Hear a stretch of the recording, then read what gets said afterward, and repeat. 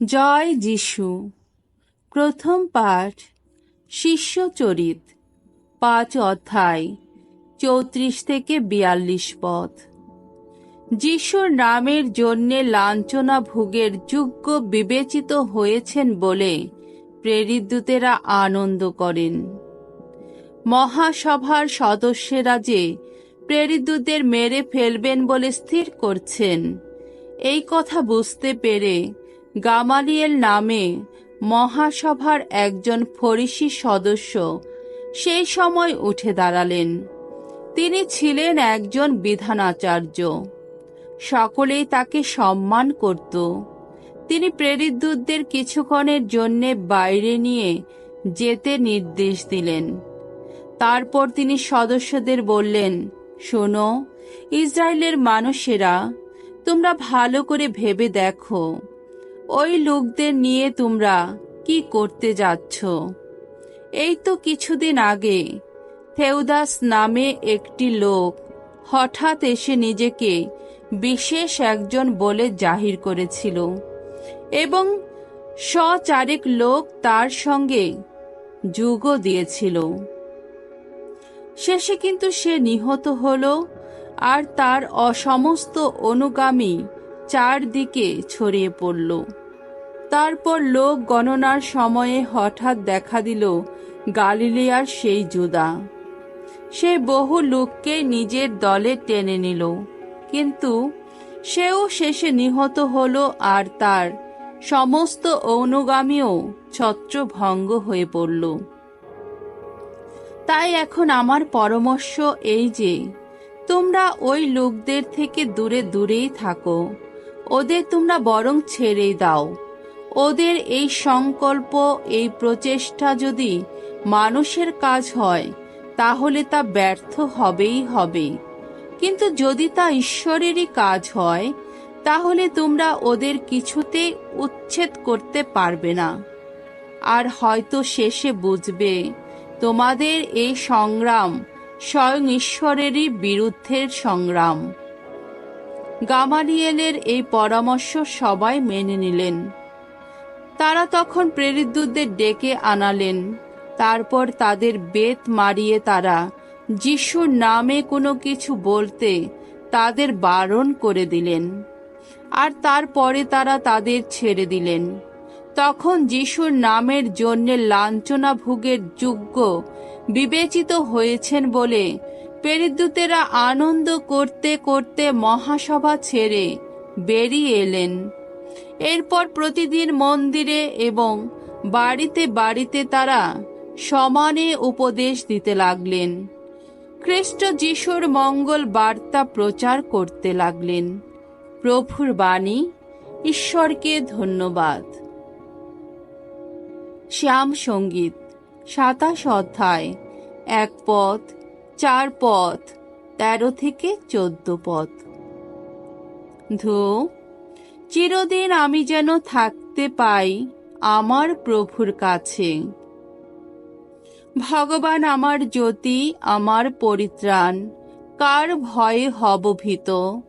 ভগবান আমার জীবনে রক্ষা প্রাচীর, কার ত্রাসে হব ত্রস্ত। ভগবানের কাছে আমার শুধু একটি মিনতি, শুধু একটি মাত্র চাওয়া, আমি যেন বাস করে যেতে পারি ভগবানের গৃহে এই জীবনের সমস্ত দিন ধরে, যেন ধ্যান করে যেতে পারি ভগবানের দীপ্ত রূপ, তার নিত্য অন্বেষী হয়েই যেন আসতে পারি তার এই মন্দিরে। ভগবান আহা কত মঙ্গলময়, জানি জানি, তা তো এই জীবিতদের দেশে দেখতেই পাবো আমি। ভগবানেরই পথ চেয়ে থাকো, সাহস রাখো, শক্তি ধরো মনে। হ্যাঁ, ভগবানেরই পথ চেয়ে থাকো। বাণী বন্দনা। জয় মৃত্যুঞ্জয়, জয় তোমারই জয়।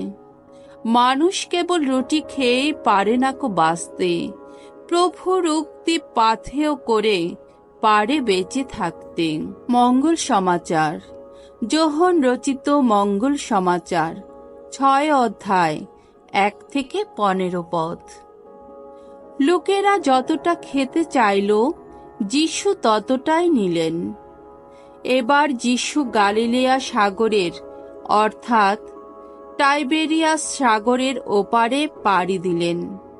রোগীদের সুস্থ করে তুলে তিনি যে সমস্ত অলৌকিক নিদর্শন কর্ম সম্পূর্ণ করছিলেন তা দেখে বহু লোক তখন তাকে অনুসরণ করে আসছিল। যিশু কাছের পাহাড়টিতে গিয়ে উঠলেন।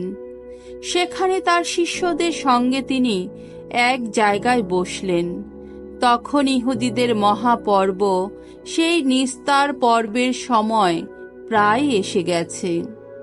চোখ তুলে তাকিয়ে যখন যিশু দেখতে পেলেন বহু লোক তার দিকে এগিয়ে আসছে, তখন তিনি ফিলিপকে বললেন, ওই সমস্ত লোকদের খেতে দেবার জন্যে আমরা কোথা থেকে রুটি কিনে আনি বলো তো? তিনি ফিলিপকে যাচাই করবার জন্যেই এই কথা বললেন, কারণ তিনি এখন কি করবেন তা নিজে ভালোভাবেই জানতেন। ফিলিপ উত্তর দিলেন, প্রত্যেকের হাতে মাত্র এক টুকরো রুটি দিতে গেলেও 200 রূপোর টাকাতেও কুলোবে না। তখন যিশুর অন্যতম শিষ্য সিমন পিতরের ভাই আন্দ্রিয় যিশুকে বললেন, এখানে একটি ছোট ছেলে আছে, তার হাতে রয়েছে 5খানা যবের রুটি আর 2টি মাছ, কিন্তু এত লোকের ওতে কি বা হবে? যিশু বললেন, লোকদের বসিয়ে দাও। সেখানে প্রচুর ঘাস ছিল। তখন লোকেরা বসে পড়ল। পুরুষদের সংখ্যা ছিল 5000-এর মতো। এবার যিশু সেই রুটি কখানা হাতে নিলেন এবং ঈশ্বরকে ধন্যবাদ জানিয়ে যারা বসেছিল তাদের মধ্যে তা বিতরণ করতে লাগলেন। তারপর মাছ নিয়েও তিনি তাই করলেন। তারা যতটা চাইল ততটাই দিলেন। সকলে পেট ভরে খাওয়ার পর তিনি শিষ্যদের বললেন, এখন পড়ে থাকা টুকরোগুলো এক জায়গায় জড়ো করো, কিছু যেন নষ্ট না হয়।